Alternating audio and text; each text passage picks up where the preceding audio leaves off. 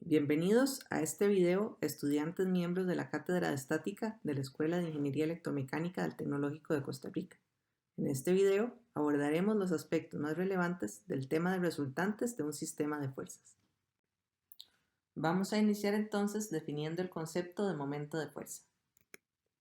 Es importante notar que nuestro análisis a partir de ahora va a incluir cuerpos rígidos, es decir, estamos tomando en cuenta el tamaño o las dimensiones del cuerpo, contrario a lo que hacemos en el análisis de partículas. Adicionalmente, estamos idealizando nuestro objeto de estudio al asumir que no va a sufrir deformaciones por la acción de las fuerzas externas que le apliquemos. Cuando se aplica una fuerza sobre un cuerpo rígido, se produce una tendencia a que el cuerpo gire alrededor de un punto que no está sobre la línea de acción de la fuerza. Esta tendencia se conoce como par de torsión, torque o momento de fuerza. En nuestra figura podemos visualizar ese momento como el giro deseado para socar la tuerca con la llave francesa.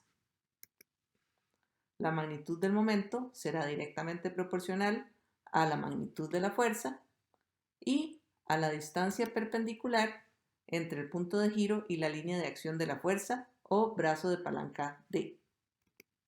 Cuanto mayor sea el brazo o cuanto mayor sea la fuerza, más grande será el momento o el efecto de giro. Si se aplica la fuerza F a un ángulo θ, tal que la fuerza no sea perpendicular al brazo de palanca, será más difícil obtener el giro deseado, ya que la distancia D' sería menor que el brazo de palanca D.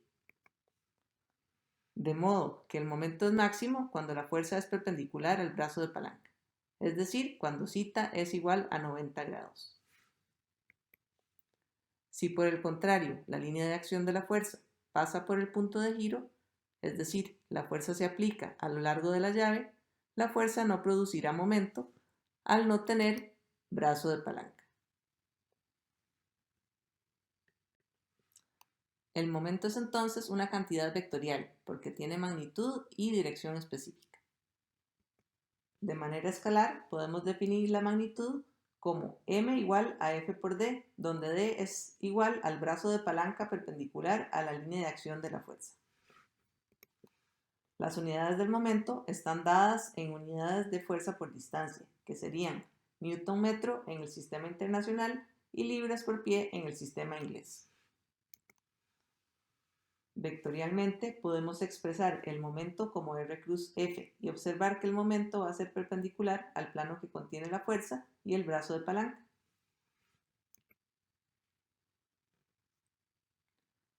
Podemos determinar su dirección mediante la regla de la mano derecha, como profundizaremos más adelante. La dirección la vamos a representar mediante una flecha curva en el caso de trabajar en dos dimensiones y mediante una flecha curva alrededor de una flecha en el caso de diagramas en tres dimensiones. Para comprender el concepto de momento en el espacio, ocupamos comprender primero el producto cruz. El producto cruz entre dos vectores genera un nuevo vector con origen en el punto de cruce de los dos vectores anteriores, que además es perpendicular al plano que generan los vectores. De modo que podemos representar la dirección del vector resultante utilizando la regla de la mano derecha. Esta regla establece que si movemos los dedos de nuestra mano derecha desde el vector A hasta el vector B, el dedo gordo nos indicará la dirección del vector resultante C. La magnitud de C se define como el producto de las magnitudes de A y B y el seno del ángulo θ entre sus colas. El desarrollo de A cruz B puede también escribirse en forma de determinante, en función de las componentes cartesianas de los vectores A y B. Las leyes de operación del producto cruz establecen que el producto cruz no es conmutativo, es decir, A cruz B es igual a menos B cruz A. Si multiplicamos el producto cruz por un escalar, se obedece la ley asociativa, de modo que C multiplicado por A cruz B es igual a C por A cruz B y es igual también a A cruz C por B. El producto cruz obedece la ley distributiva de la suma, De modo que A cruz B más D es igual a A cruz B más A cruz D. El momento de una fuerza F con respecto a un punto O es perpendicular al plano que contiene tanto al punto O como a F y puede expresarse como M sub O es igual a R cruz F. F representa aquí un vector de posición que va desde O hasta cualquier punto que se encuentra sobre la línea de acción de F. La magnitud del producto cruz la vamos a definir como R por F por el seno de θ, donde el ángulo θ se mide entre las colas de R y F. Como R seno de θ es igual al brazo de palanca D, la magnitud finalmente estará dada como F por D. La dirección y el sentido del momento estarán determinados mediante la regla de la mano derecha, al aplicar el producto cruz. Para poder construir correctamente θ, vamos a tratar a R como un vector deslizante y lo vamos a mover hasta la posición punteada. Así, al cerrar los dedos de la mano derecha desde R hacia F, el dedo pulgar nos indicará la dirección de M. Tanto la curvatura de los dedos como la flecha curva alrededor del vector momento indican el sentido de rotación causado por la fuerza. Se puede usar cualquier vector de posición R medido desde el punto O hasta cualquier punto sobre la línea de acción de la fuerza F para calcular el momento M sub O. De nuestra figura observamos que M sub O sería igual a R1 cruz F o a R2 cruz F o bien a R3 cruz F. Esto se cumple porque F es un vector deslizante que se puede aplicar a lo largo de su línea de acción sin variar su efecto. Es decir, el momento generado por F con respecto al punto O será el mismo. Esta propiedad se conoce como el principio de transmisibilidad de una fuerza. Si se expresan R y F como vectores cartesianos y se aplica el producto cruz, se obtiene el momento como un determinante en función de sus componentes cartesianas respectivas. Para entender un poco mejor el concepto de momento en el espacio, podemos analizar el significado físico del desarrollo del determinante. Al analizar la componente I del momento, vemos que es el resultado de los momentos de las componentes de F, Fx, Fy y Fz, con respecto al eje X.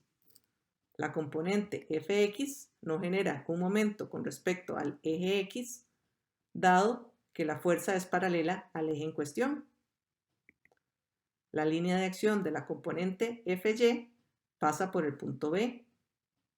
Y entonces la magnitud del momento Fy con respecto al punto A sobre el eje X es igual al brazo Rz por Fy.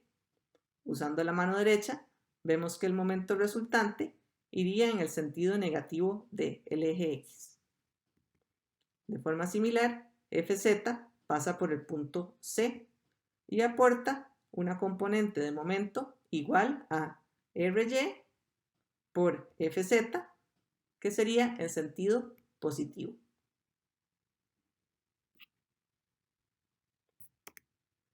El momento resultante respecto al punto O va a ser igual a la sumatoria de R cruz F, que en nuestra figura sería igual a R1 cruz F1 más R2 cruz F2 más R3 cruz F3.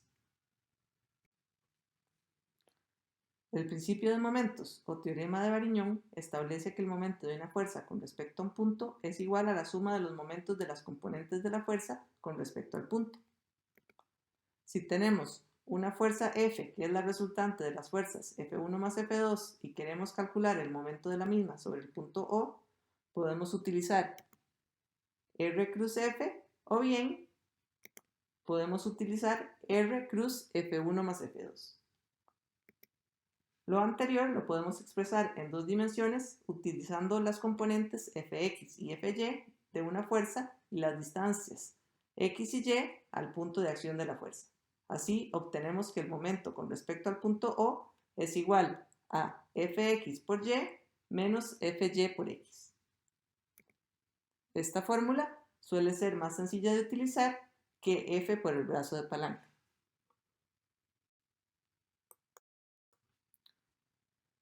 A veces se desea sacar el momento de una fuerza sobre un eje en particular. Esto simplifica enormemente el análisis de ciertos problemas. Supongamos que vamos a cambiar la llanta de un automóvil. Tenemos que aplicar una fuerza sobre la llave para que gire en torno al eje que pasa por la tuerca y la afloje. Dado que la tuerca solo puede girar sobre el eje, únicamente nos interesa esa componente del momento. De esta forma, el momento a lo largo del eje Y es igual a la fuerza F por el brazo de palanca dy, es decir, F por d coseno de zeta. Podemos generalizar la expresión para cualquier eje A como m sub A es igual a F por d sub A, donde d sub A es siempre perpendicular al eje de giro. Para formular vectorialmente el momento de una fuerza con respecto a un eje, debemos determinar primero el momento de la fuerza con respecto a cualquier punto O que se encuentre sobre el eje de análisis. M sub 0 estaría dado por R cruz F. Nos interesa luego extraer la componente del momento M sub O proyectada sobre el eje en cuestión, en este caso A. Para esto vamos a recordar que mediante el producto punto entre un vector y el vector unitario de dirección de un eje en particular, podemos obtener la componente de dicho vector proyectada sobre el eje. Así, la formulación vectorial del momento de una fuerza con respecto a un eje específico A se define como el triple producto escalar M sub A, que sería igual al vector de dirección unitario U sub A punto R cruz F. El desarrollo de este producto se puede escribir en forma de determinante, con lo cual resulta más fácil de utilizar. Finalmente, podemos expresar el momento sobre el eje A como un vector al multiplicar su magnitud por el vector unitario A.